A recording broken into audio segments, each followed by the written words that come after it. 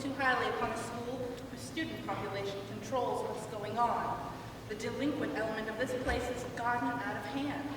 If the acts of random violence and vandalism don't stop and test scores don't improve, they're closing Dugan down for good.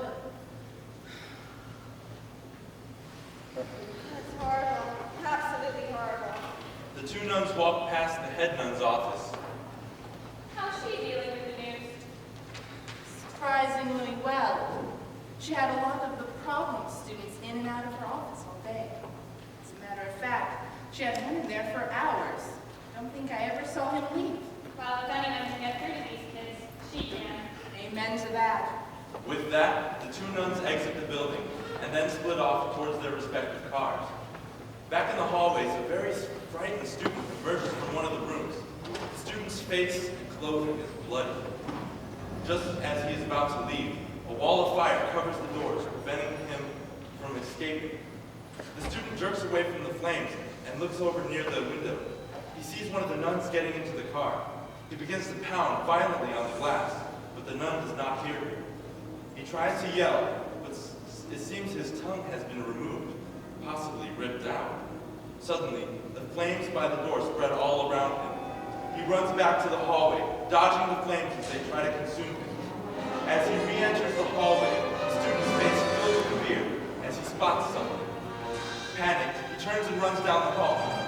Blue balls of light shoot past him, each one of them missing him by inches. The blue balls of light, which appear to be made of fire, hit the wall and causes them to burn ever so slightly. As he nears the hallway exit, the door suddenly morphs into a solid brick wall. The student is now trapped in the corner when a large shadow covers his body. The student is immediately ripped to pieces. The large shadow becomes small, taking on the shape of a human being, and then moves away as a dismembered corpse. Interior, school, chapel, day. The entire student body gathers in the chapel for morning mass.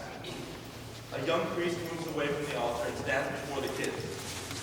Students, before we receive communion, I'd like us all to take this opportunity to have a moment of silent prayer in memory of Mr. Jeff Smith, whose life was cut tragically short due to an accident here on campus. So, let us bow our heads and pray. Just as all the students lower their heads, everyone turns around to the back pew where two young men sit, Isaac Abrams and Jacob Thomas. My bad. Too much fruit. The priest gives Isaac a look of disapproval, clears his throat, and continues praying. You really need to learn to pick your moments. What are you talking about? Christ's sakes, Isaac, someone just died. I don't think it's the occasion that calls for bodily function. Look, I'm really sorry What's-His-Face is dead and all. But the fact of the matter is, I didn't know him. Why should I waste my valuable time mourning for someone I couldn't give a shit about? When I could be using that time in a more constructive fashion, like procrastinating. Gee, Isaac, you're all right. The priest moves to the altar and grabs a plate covered by a cloth. He then took the bread, gave it to his disciples, and said, "Take this, all of you, and eat from it, for this is my body, which will be given up for you." He then lowers the plate and removes the cloth. To everyone's surprise, there is no bread, only what appears to be fecal matter. He quickly covers up the plate and then motions to one of his altar boys. Will you please go in back and find the real bread? I just blessed poop here. The priest regains his composure. Well, students, it would seem one of your fellow classmates has no respect for the Lord our God. So, while we rectify this situation, let us move on. He picks up the chalice containing the wine. When supper was ended, he took the cup, gave it to his disciples, and said, "Take this, all of you, and drink from it, for this is my blood, the blood of the new and everlasting covenant. It will be shed for you and for all, so that sins may be forgiven. Do this in memory of me." He then takes a sip of the wine, but immediately spits it out. Who peed in the chalice? The students remain silent. I know one of you is responsible for this, so repeat after me the Dugan High prayer of absolution. If I withhold the truth, may I go straight to hell, where I will eat not but burning hot coals and drink not but burning hot coal. Where fire and demons burning in the back, where my soul will be chopped into confetti and thrown upon a parade of murderers and single mothers. Tell me this is not your handiwork. What? Of course not. This is too low even for me.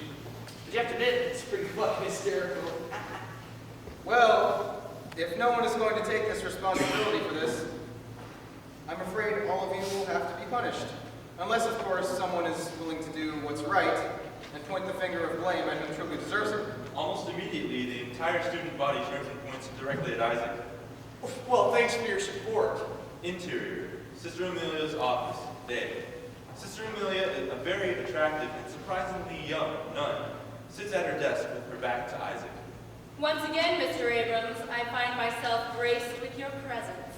Well, I aim to please. Unfortunately, this is not a social visit. I figured as much.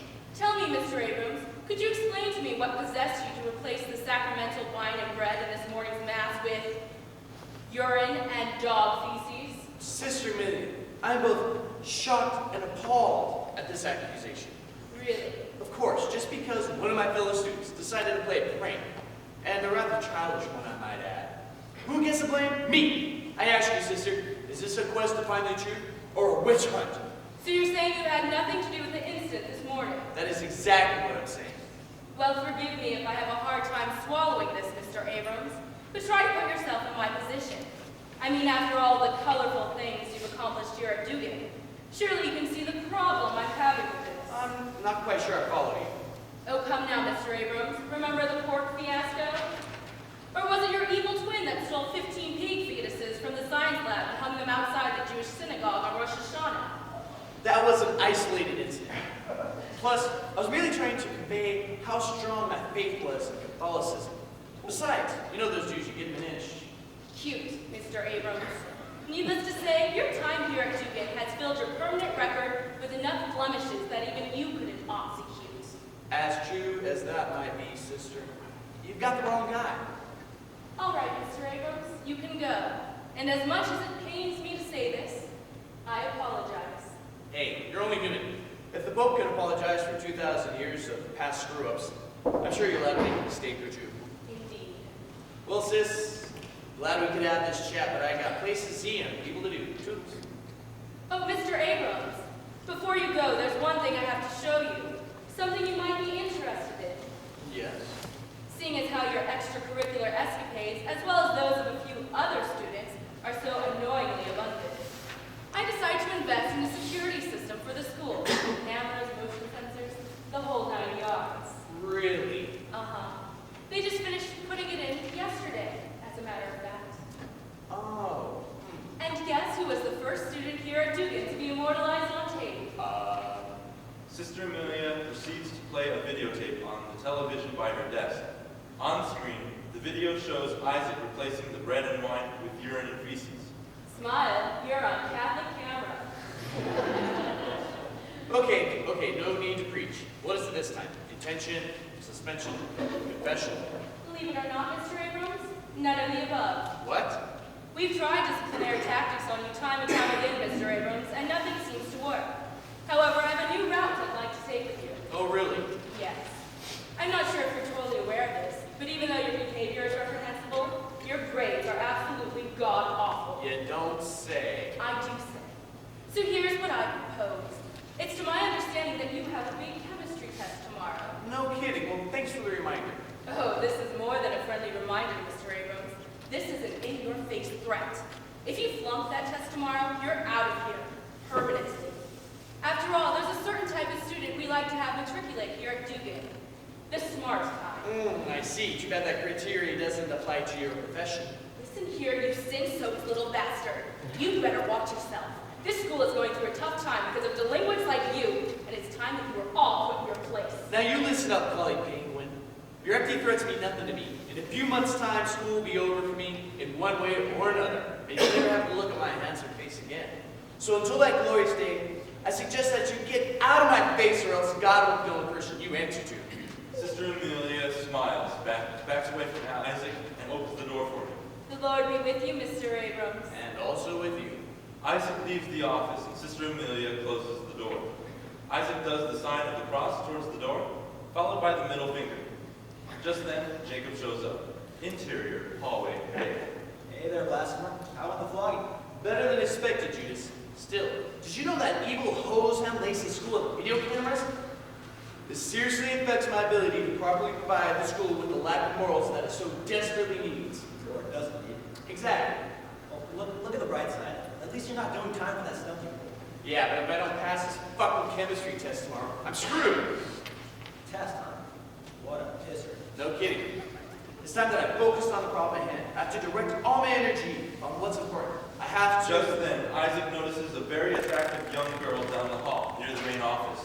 Find out who that lovely piece of ass is. Way to focus, Isaac. Who is that? You kid? French just transferred from that all-girls school downtown. St. Busher bunkers or some shit. Aha! Hot new girl with possible lesbian tendencies. Every guy's dream. Man, is she a grade A choice prime chick or what? Isaac, don't go over there and embarrass yourself by trying to woo the new girl.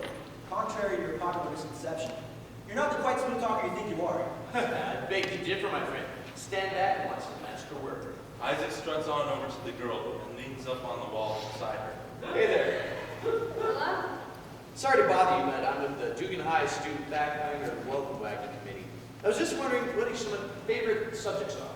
Well, math is certainly one of my favorite subjects. No kidding, it's one of my faves too. Really? Yep, as a matter of fact, I'm having trouble with an equation that maybe you can help me out with. Sure, what is it? Well, I was just trying to figure out. If that you and me together subtracted our clothes, divided our legs, do you think we could multiply? Wow, that was a good one. Seriously? Oh yeah, I bet you get all the ladies with that one. Well, one would think. Well, as charming as you are, I'm afraid I have other things to do. Like what? Ignore you. Cold front movement. Look, I just wanted to introduce myself. I'm Isaac Abrams. Good for you. Oh, come on. All I want is a name and a handshake. The casual sex can come later. She ignores him completely. I'm not leaving until you tell me your name. Come on. Or maybe I should just try and guess it. Is it Audrey, April, Amber, Allison? She continues to ignore him. Look, honey, those are just the A's. I got 25 more letters to go through, and I don't think you'll like my choices for the B's. All right. I'm Samantha Donovan. Samantha. Beautiful name. At the same time, can I just call you Sam? No? Great, Sam it is. So, Sam, how'd you like the true open school? You know, get a lay of land before a lay with me. Were you born this stupid or is it a disease? Okay, maybe I'm being a little crass. Let me apologize for my rude behavior by taking you out to dinner. Or we could just eat in. Hell, I already got the wine and bread anyway. What? Long story. So what do you say? Sorry, Isaac, no can do. Seeing as how I'm new here, I really should stay focused on my studies. What a coincidence. I was just telling my friend the same thing. I'm sure you were. Look, I would love to stay here and talk with you some more, but I'm not going to. See you later. Samantha walks past Isaac just as Jacob approaches him. Wow, you really are magical. Like a love sonnet come to life. This girl always has some issues, ones I wouldn't mind exploring. However, business before getting busy. I got a test to pass tomorrow. Okay, so what's your plan? A long night of studying surrounded by countless numbers of empty coffee mugs and chemistry books piled up as young? Fuck no! I'm coming back here tonight, stealing a copy of the test, and bam, I'm on Easy Street. And people say you're stupid. I know, what's up with that? Isaac and Jacob exit the building just as a voice blares over the PA system. Will Mr. Patrick Sullivan please report to my office immediately? A few moments later, Patrick reaches Sister Amelia's office and he steps inside. Interior, Sister Amelia's office, Dave.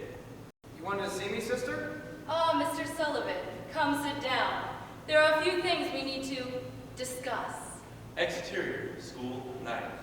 Isaac scurries through the school parking lot. He finds an air vent on the side of one of the buildings and removes the grate. He crawls inside and makes his way through the air shaft until he reaches the bench over the chemistry lab.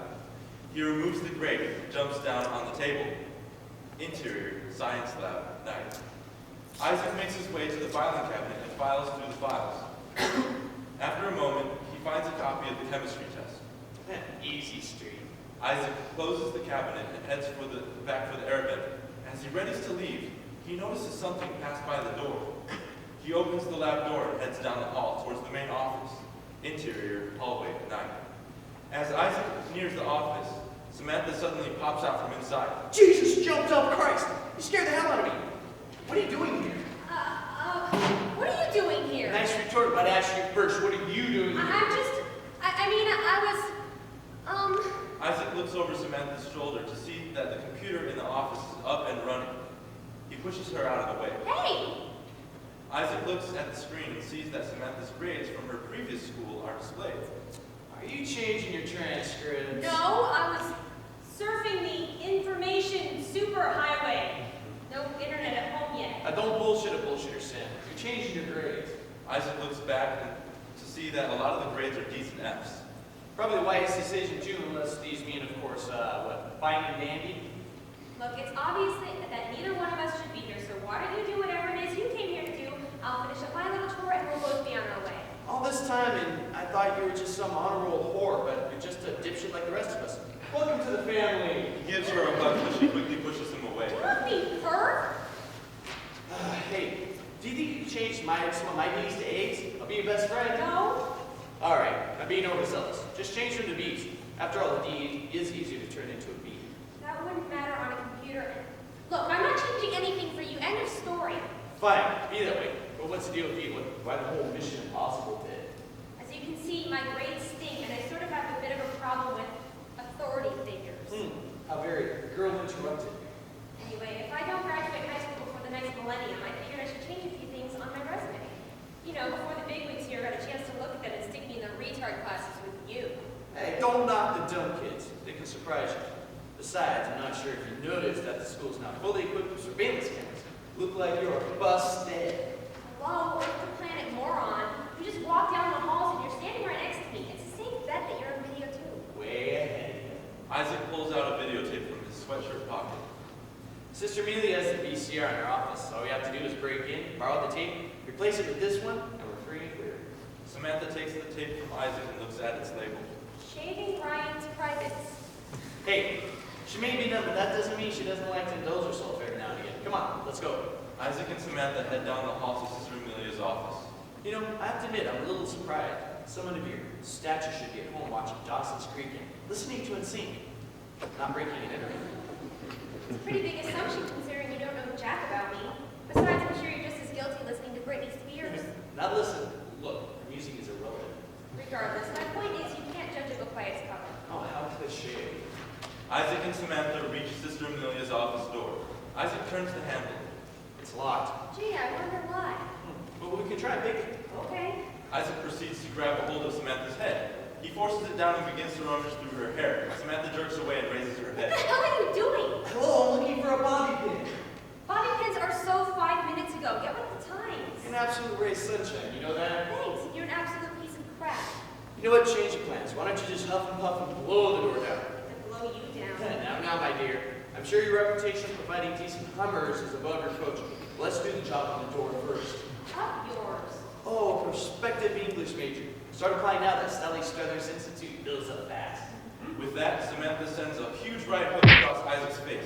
He falls back, banging into the door so hard that it comes off its hinges. Both Isaac and the door crash to the floor. Interior, Sister Amelia's office at night. Hey, what do you know? No bobby pin required. Are you sure you didn't transfer from a woman's prison? I bet you'd like that. Another mental image of me to store in your proverbial memory bank. Oh, better than the image I got of you now. By the way, nice work on the door. I was afraid we might have drawn too much attention to ourselves. Thank God you're here to keep things quiet. Okay, enough of the I'm rubber, you're glue game. Let's just grab the tape and get the hell out of here. I hear that. Isaac walks around the desk to Sister Amelia's television. He finds the VCR, hits stop, then rewinds the tape back a bit and presses play. On the screen, he sees both he and Samantha roaming the halls. And Beagle, what's his name? Oh, found the tape, and would you look at the size of your ass? Guess the camera really does have 10 pounds. Apparently your weight gain was all in your mouth. Now pop it out of here and let's bolt. Isaac hits eject on the VCR, switches tapes, and heads back to with Samantha. Now, be honest, all this sneaking around, stealing stuff, the escalating sexual tension. Tell me you're not too loud. Shut up and go. Isaac runs out of the office. Samantha starts to leave, but notices a few red spots on the office floor. It is blood. She follows the trail to see that it leads to something resembling human flesh. Samantha quickly runs out of the office. Interior, hallway, night. Isaac, there is something weird going on here, and I am not buffy enough to stick around and find out what it is. Jesus, you're white as a sheet. Well, what's wrong? Nothing, let's just go. All right, all we have to do is head back to the science lab, climb up through the air ducts, and make our way out to the ventilation shaft of the parking lot. Why don't we just climb out the window I came through? Christ, why do women always want to do things the easy way? Come on. Isaac grabs a hold of Samantha's hand and they head for the science lab. They rush inside and close the door. Interior, science lab, night. Isaac helps Samantha up on the table so she can reach the air shaft. Okay, just grab a hold of the edges there. Suddenly, there is a loud scream out in the hallway. Isaac runs to the door and peers through its small glass window. Running down the hall is a young man. Holy shit, we're about to have company. Get the fuck up in the vent. Samantha quickly climbs up into the vent. Isaac jumps up onto the table and follows her. He grabs the grate and covers the air vent. The young man bursts into the room, badly hurt, and slams the door. Help me, somebody, please help me! Hey, I know that guy. Patrick's something kind of a... Shut up! Suddenly, there's a strange blue glow that begins to fill the science lab. Help me, somebody! The science lab door explodes open, pieces of wood and metal hitting Patrick. The blue glow fills the room even brighter than before. No, please don't! A large shadow covers Patrick's body. Isaac and Samantha try to see what is attached to the shadow, but their view is impaired by the air grate. Then, a bright burst of energy engulfs Patrick. He screams in pain as he is lifted off the ground. Ah! The energy glows a fiery red as it starts to twist and contort his body. Patrick begins to shrivel and convulse simultaneously. Then, his skin is turned inside out, and his body spews chunks of flesh and vital organs. Samantha goes to scream, but Isaac quickly covers her mouth with his hand very tightly. Patrick's inverted corpse flaps around in the air for a few moments, and then falls to the ground. A blue light slowly fades from the room. The pieces of door then reconstruct themselves, come to a rest back on the door frame of the science lab, and then slams shut. Don't scream, okay? Samantha nods, and Isaac removes his hand. What the heck was that? Jesus Christ, that guy was just turned inside out! Will you keep your voice down? Let's just get the fuck out of here. He's dead anyway. These problems are over. But ours are just beginning if we don't leave. No argument here. Samantha begins to climb through the air shaft. Isaac goes to follow, but suddenly stops. Oh, fuck no. He looks through the grate and sees the tape lying on the table in the science lab. God damn it, Sam. I forgot to take. Screw it, it's not worth it. Look, not like I relish the thought of drudging through the guts of a fellow classmate. But if I don't get the tape, neither one of us is going to get away with this little late-night field trip. Was I the only one who saw that someone just got turned inside out? Isaac, please. Hey, it's going to be all right. Just wait here. I'll be back before you know it. Isaac reopens the grate and slowly lowers himself onto the table in the science lab. He looks around, disgusted at all the body parts and blood that now decorate the room. He reaches down and picks up the videotape. A small noise sounding like that of a dog growling is present in the hallway outside the lab. Isaac quickly throws the tape up to Samantha and then leaps up into the air duct.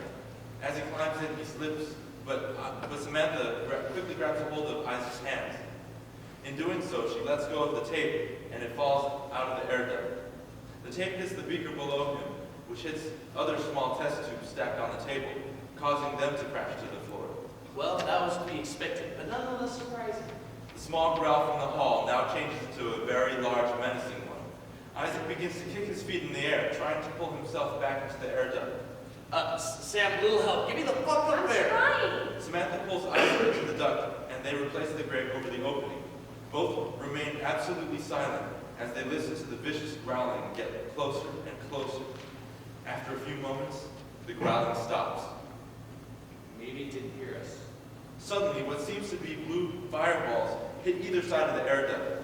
It shakes loose and comes crashing to the table below. Isaac and Samantha roll out of the now destroyed air duct and hit the floor hard.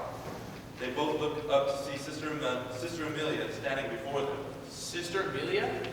Mr. Abrams, if memory serves, shouldn't you be at home studying for a test? It's on my to-do list. And who is your little friend here? I don't believe I've had the pleasure. This is Seth. Samantha quickly covers Isaac's mouth with her I'm hand. Jane. Jane Smith. It's an honor to meet you, sister. Nice try, Miss Donovan. Fortunately, I got a good look at your transcripts earlier this morning. Looks as though you're on strike number 2. Damn it. She removes her hand. See, Sam, it just doesn't pay to lie. Now, sister, I really need to talk to you about having the stall doors in the men's room fixed. I was trapped in there for hours with a not-so-pleasant stench. Thank the Lord Sam came along and let me out, or else I would have been there all night. Enough. I expect this kind of behavior from Mr. Abrams, but Miss Donovan, for shame.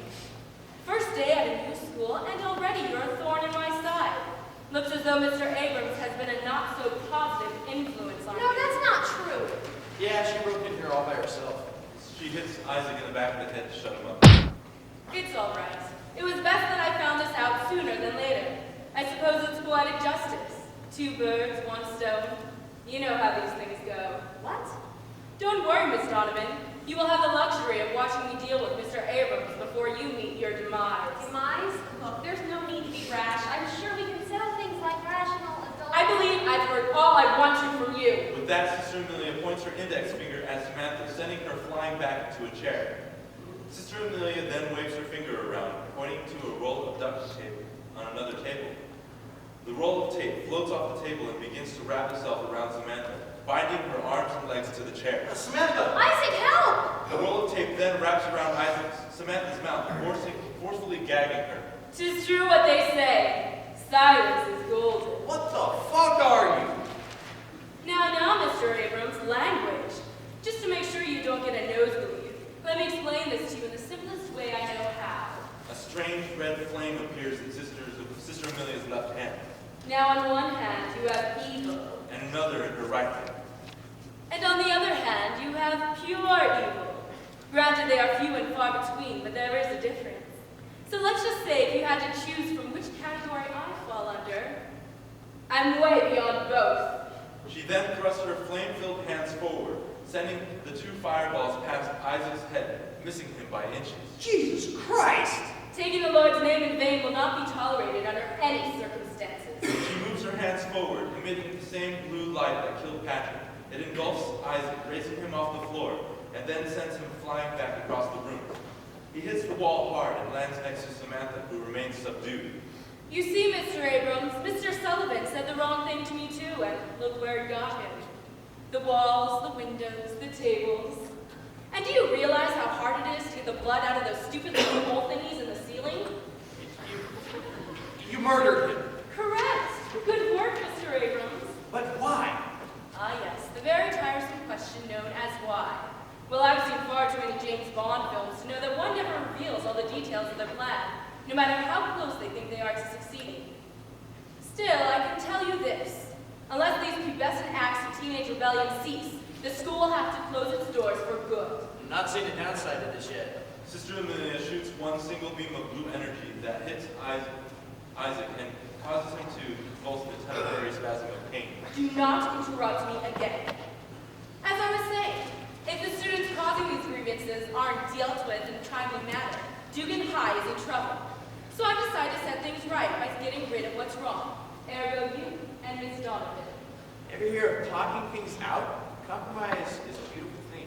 Perhaps, but it's not half as much fun. You sick, fucked up holy roller. You'll never get away with this. Ah, the witty banter of the last action hero. Tell me, Mr. Abrams, do you plan to strike down upon me with great vengeance and furious anger as well? I bet your fat chastised ass I do. He springs to his feet and runs towards her. She quickly raises her hand and sends another blue beam of energy at him. It hits him hard in the chest, and Isaac shoots back across the room, hitting the wall. Spare me the feud of the righteousness, Mr. Abrams. Bruce Willis, you are not. In case you've forgotten, sister, thou shalt not kill is a pretty big rule in that book you hold so much faith in. Don't try and brain fuck me, Mr. Abrams. If I were, the only faith I'd worry about is my own. If you truly believe in God, now would be a good time to ask him for some help. Isaac looks to the table to his side. On it lies a large metal plate with previously dissected frog arm, along with some guts from poor old Patrick. I've got news for you, Mr. Abrams. The Lord works in mysterious ways, which, in turn, translates to, he doesn't give a fuck about you. So for all intents and purposes, as far as you're concerned, I am God. If you've seen so many Bond movies, you should have realized that in the time it takes the villain to go through their "I will fuck you over" speech, the hero could easily devise a way to turn things around. Too bad this isn't the movies, Mr. Abrams. This might be down to all your pansy-ass fireballs, sister, nut job. With pleasure. Isaac slowly moves his hand across the table, grabbing the end of the metal plate. Sister Amelia puts her hands together and a strange glow emits from inside her palms. As she spreads her hands apart, a good-sized fireball fills the space between them. I know it's passé, but I'm not solely without heart. Any last words, Mr. Abrams? Only two. You're fucked. Ah, swearing. The last-ditch effort of the truly brain-dead. Now unite, fucker. Sister Amelia sends her fireball right for Isaac. Isaac quickly picks up the metal tray and swings it in front of him. He hits the fireball, sending it back towards Sister Amelia. She ducks out of its path, but not before it catches on a part of her clothing. Oh, fuck me! Sister Amelia begins to hit her clothes, trying to put out the fire. The fireball continues to bounce around the room like a pinball. It sails through the air and hits the bottom of Samantha's chair, burning off its legs. Samantha goes crashing to the ground and is able to break free of her vines. Isaac rushes over to her and helps her to her feet. He rips the tape off her mouth. Ow! Oh, sorry. Come on, let's get the fuck out of here. Isaac and Samantha try to run past Sister Amelia, but she quickly darts around, grabbing them by their throats and lifting them off the ground. You stupid, pathetic children. Don't you realize that you can't stop me? Isaac spits in Sister Amelia's face, a large wad of saliva hitting her right between the eye and the nose. Fuck you. Goodbye, Mr. Abrams. Sister Amelia's hand around Isaac's throat begins to glow a harsh red. Just as Isaac is about to expire, Samantha brings one of her legs forward and kicks Sister Amelia square in the gut. Sister Amelia loses concentration and then looks to Samantha very pissed off. She throws Isaac across the room, and he comes to a crashing halt on one of the tables. Sister Amelia's grip on Samantha's throat becomes even tighter. You know I was going to let you off easy. Sure, I was going to mutilate you, body beyond recognition, but I was going to do it quickly. Now, my dear Miss Donovan, you're going to know what it feels like to die for your sins. With that, Sister Amelia sends Samantha flying back against the wall. A blue strange belt of energy fastens her to the wall, keeping her pinned. Sister Amelia moves forward to Samantha as a strange blue mist forms in her hand. There has always been speculation over whether Christ was crucified in the palm or the wrist. Most believe that the weight of his body could have never been supported by a nail from the hand, but no one knows for sure. Samantha struggles to break the strange belt of energy, keeping her against the wall. The palm or the wrist? The palm or the wrist? What do you think, Miss Donovan? I think you're massively botched in the head. Sister Amelia then pins Samantha's arms to the wall with more blue belts of energy. Then a strange blue mist from Sister Amelia's hand takes on the form of a very large nail. Gotta give it to those Romans. They were sure good at what they did. Still, let's conduct a little biblical experiment of our own. Tell me, does this hurt? She sends the nail flying through the air and into the palm of Samantha's right hand. She screams in pain. Survey says that's got it fucking smart. And what do you know? Looks as though the nail can support your weight. Go figure. Still, most girls your age are on the Ally McBeal plan, so just to be on the safe side. She quickly forms another nail and thrusts it into Samantha's right wrist. Just in case. Wouldn't want that nail whipping through your pretty little hand. You could fall down and hurt yourself. She forms yet another nail in her hand. Now we could do the left hand. Then we could work on the feet and, even though this never happened in the Bible, I think I may want to stick a few in your stomach. Just to reaffirm your attachment to the wall, not to mention your faith in God. Suddenly, Isaac appears at Sister Amelia's side, holding a Bunsen burner, gas seeping out of its nozzle. Back the fuck off, you psychopathic bitch. Please, Mr. Abrams, what do you plan to do with that? Bunsen burn me to death? That's the idea. The levels of your ignorance just seem to grow in leaps and bounds in the short span of a few minutes. Obviously, schooling has been wasted on you, or otherwise you would know that you need a match to get that gas cooking. That or a weird fucked up blue fireball. Ah, looks as though you have been paying attention. Yay for me. Now, sis, I strongly suggest you get Sam down from there and stay the fuck back. And just try to spray some of your fucking magic shit at me. I hope you know the stop, drop, and roll method as well as I do. Do you really think you can stop me with your fucking candlestick? I like to think of this as more as an instrument of God. Oh, please. It's like you said, sister, I've got to keep the faith in something. And since God isn't here to lend a hand, I'm counting a little divine intervention courtesy of our school's fabulous science equipment. Go do a good pen. Now let her down. All right, Mr. Abrams, you win. Well, I could wipe you out with a wiggle of my pinky. I don't look too highly upon having my face scorched off. Who does? Don't misunderstand. You will die. But for now, it looks as though we've reached a stalemate, and I have to let you know I'm not happy about it at all. Well, who fucking who? Now shut your fucking trap and let Sam down now. Sister Amelia snaps her fingers and the belt of energy, as well as the nails in her hand and wrist, disappear. She hits the ground hard. Compromise is a beautiful thing, right, Mr. Abrams? Isaac moves towards Samantha, keeping the Bunsen burner pointed in Sister Amelia's general direction. He kneels next to Samantha. Sam, you okay? I think so. Samantha looks to her hands and wrists. The wounds have magically disappeared. What the hell? Oh, it's a miracle! Praise the Lord! Oh, happy day! Oh, happy day! Hey, you yourself said the silence gold, so why don't you shut it the fuck up? Well, somebody's going to have a lot to talk about come next confession. Yeah, that makes two of us. Isaac turns away to help Samantha to her feet. As he helps her up, Sister Amelia quickly rotates one of her fingers. Isaac notices and quickly turns around, shoving the burner back in her face. What the fuck are you doing? Sister Amelia quickly stops and begins to rub her eyes. Oh, nothing. I think I just had something in my eye. I'm sure. But how about saving your Lord of the Rings moment jumbo for some other poor fuck, or I swear I'll kill you now. Whatever you say, Mr. Abrams. After all, you are holding all the cards. Damn Skippy. Isaac and Samantha slowly make their way towards the door. You two will die. Isaac turns around and gets right back in her face, Bunsen burner still in hand. Go ahead, kill us then. Cast the first stone, you demented bitch. I'm just itching to see you burn. The feeling's mutual. But before you go, Mr. Abrams, there's something you might be interested to know. Oh, pray tell. Well, while you were playing the Good Samaritan to Miss Donovan, I shut off the gas that was running through your weapon of mass destruction. Isaac holds the burner's nozzle up to his nose and realizes there is no gas coming out. Fuck me. You didn't really think I was just going to let you walk out of here, did you? Oh, you did. You delightfully gullible gimp. Son of a bitch. Sister Amelia charges up another fireball. I've taken enough from you. It's time you bastards took your rightful place in hell. Suddenly, Sister Amelia sends her fireball hurtling towards Isaac. Isaac quickly reaches over to the gas handle and turns it up full force. Yippee-ki-yay, motherfucker. Isaac grabs a hold of Samantha and the two leap out of the door at their side. The fireball hits the gas, spewing from the nozzle, and a huge explosion of fire fills the room. Isaac and Samantha crash against the wall out in the hall as the flames shoot from the doors of the science lab. They come to a crashing halt as the flames slowly subside. Interior hallway 9. Well, that room will require a little spat. Yippee-ki-yay, motherfucker. Nice to see an actor so serious about his craft. Ladies and gentlemen, the Cuban 2x4 is down and not out. Should glad those nails didn't leave any permanent scars. Might have lost some of my lust for you. By the way, thanks for saving my life. Finally, the inevitable growth of affection. I knew you'd come around to my way thinking, so I was about laying a nice big wet one on me. You're such a man. Damn Skippy. The two teens lean in to kiss each other when suddenly a flaming chair is thrown out into the hallway.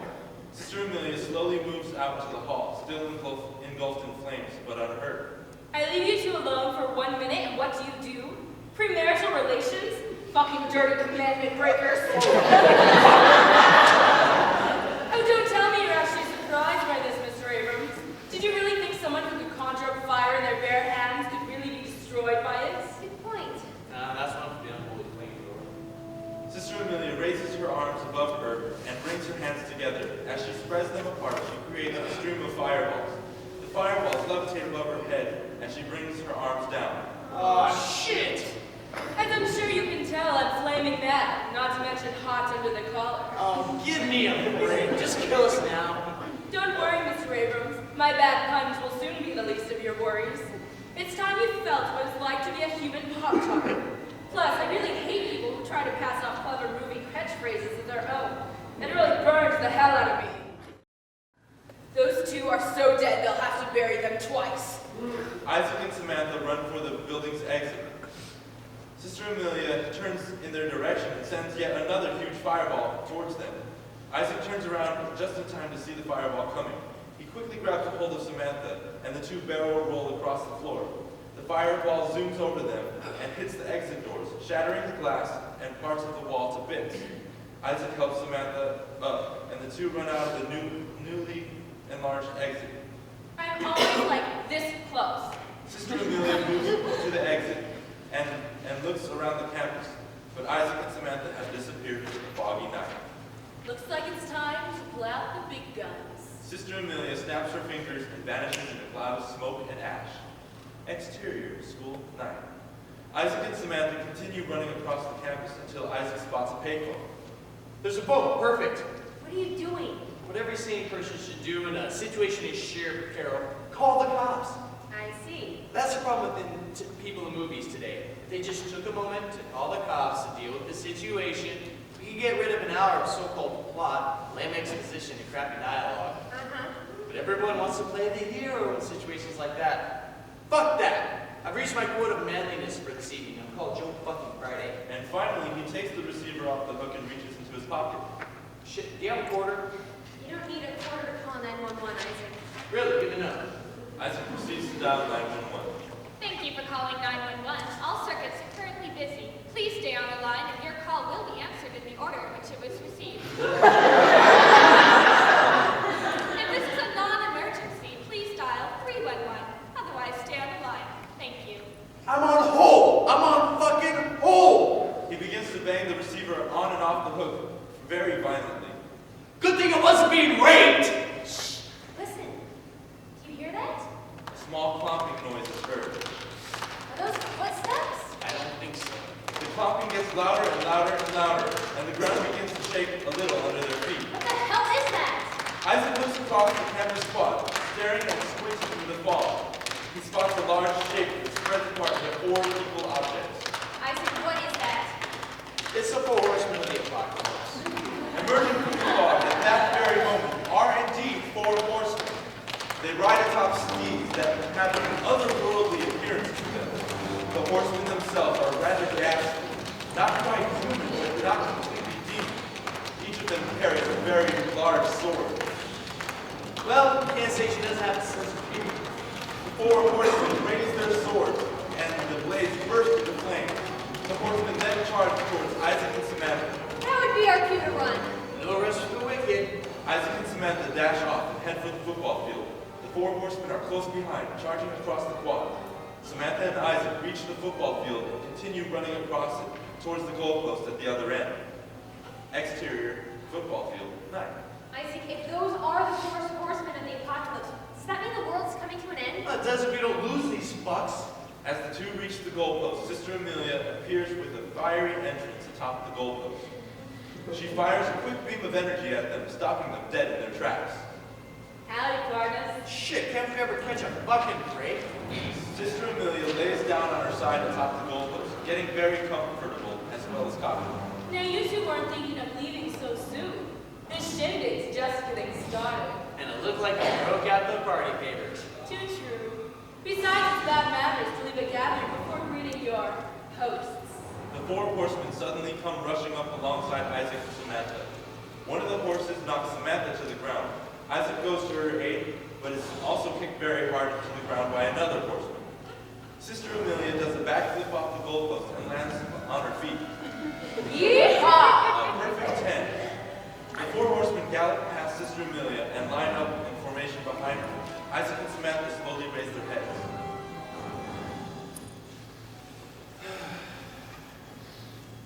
All right, bitch, it's go time. Ready for round 2? No more than you know, Mr. Abrams. Sister Amelia points her finger to the ground and sends a small beam of energy into the grass.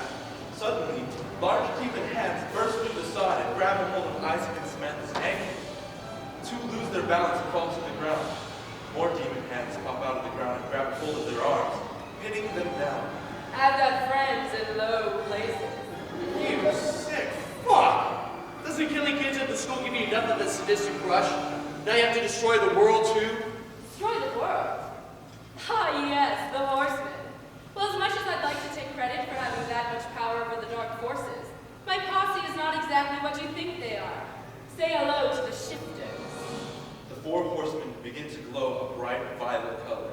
They twitch and shake, and then begin to melt into a gelatinous goop. The 4 piles of slime reshape themselves into smaller forms. When finished, the 4 ugly demons stand to Sister Amelia's side. Oh my god, shapeshifters. Very good, Miss Donovan. You get a cookie. However, I would never be presumptuous enough to destroy the world. Conquer it, maybe. After all, I am that. Now you're all heart. I know. Sorry to disappoint you 2, but the world isn't ending, only your lives. And on that note, I bid you adieu. My friends here will make sure you find your way out. Sister Amelia turns around and faces 24 demons. Kill them, and kill them a lot. Sam's not home anymore. Samantha spins around and her eyes now glow an eerie yellow. Her skin is somewhat of a maroon color. pipes sprout from her head. Well, this is certainly a major poop screw. Silence, miscreant! I have taken control of this human vessel in order to bring about its demise, as well as yours. Prepare to taste the fires and furies of hell! Well, I guess this evening wouldn't be complete without a little bit of glareness to throw into the mix. Suddenly, Samantha charged her eyes, hitting him hard and hitting him on the ground. Human germ, I will squeeze your sorry ass soul right out of your poopy fucking butt! Does demonic possession also cause people to become potty mouths? Suddenly, in a brilliant blue flash of light, Sister Amelia appears in the sky. She levitates in the air for a few moments, and then slowly starts to descend. Uh-oh, looks like trouble in paradise. Sister Amelia finishes her descent and lands softly on the ground. She lies down on her side, right next to Isaac, who continues to struggle with Samantha. What's the matter, Mr. Abrams? Did you want to be on top? But does it make you feel superior having your little fucked demon dickhead take control of an innocent person? Superior? No. Fucking elated is the term I prefer. As Isaac continues to struggle with Samantha, he looks back over to Sister Amelia. He notices something around her neck, a necklace of sort. Attached to the necklace is a strange object, made from what appears to be bone. Isaac dismisses it and deals with the problem at hand. Demon Samantha. Think about it, Mr. Abrams. I know deep down in your horny subconscious you wanted it in this position. Unfortunately, you were hoping that Miss Donovan would just be doing you, not doing you in. You sick, twisted fuck! I will rip you apart, one piece at a time, and use your rotting flesh as an overcoat! See? And you thought she didn't like you. Suddenly, Isaac loses his grip on one of Samantha's arms. She takes her free hand and proceeds to dig her nails into Isaac's shoulders. Ah! That's gonna leave a mark. Oh, Isaac quickly grabs a hold of Samantha's hand, pulling it out of his shoulder and pushing her back. sorry about this, Sam. Isaac suddenly darts his head forward and headbutts Samantha square in the face. Samantha falls back and Isaac begins to stand up. Oh, no, no, no, no, no. We won't be having any more of that. Sister Amelia waves her hand in Isaac's general direction. A force knocks Isaac clear off his feet and sends him flying back to the ground. Your valiant display of heroism has outlived its charm, Mr. Abrams. Suddenly, Samantha's face quickly changes back to its original color, and her horns disappear just as fast. Isaac, what's happening? Then, just as quickly as she changed to good, Samantha changes back to demon self. Pathetic worm, I will kill you! Again, Samantha changes back to her normal self. Isaac, help me! Samantha grabs a hold of her head. She screams in extreme pain and continuously between good Samantha and bad Samantha. Oh, this is going to be great. Come on, Sam, fight it! You said son of a bitch out! Samantha begins to glow a purple color and her body begins to convulse. Suddenly, a bright beam of purple energy explodes from her upper half of Samantha's body. Isaac jumps back, covering his eyes. When he looks back, he is shocked to see that the upper portion of Samantha's body has basically been split into two halves. One torso is that of Samantha, while the other torso is that of the shifter. Both Samantha and the shifter walk about on one pair of legs. Samantha's torso waves her hand violently, trying to break apart, while the shifter's torso holds onto her, trying to bring them back together. Isaac, help me! Jesus Christ! Wow, that PMS is certainly a bitch. Ollie, ollie, oxen for you two. You have to face me sometime. The inevitable climax of good versus evil is drawing near. After all, we are on something of a time crunch. Here, people. Cobweb-filled catacomb sets the schedule, with indecipherable writing on its walls underneath our Catholic school, little less. Could the situation have become more predictable?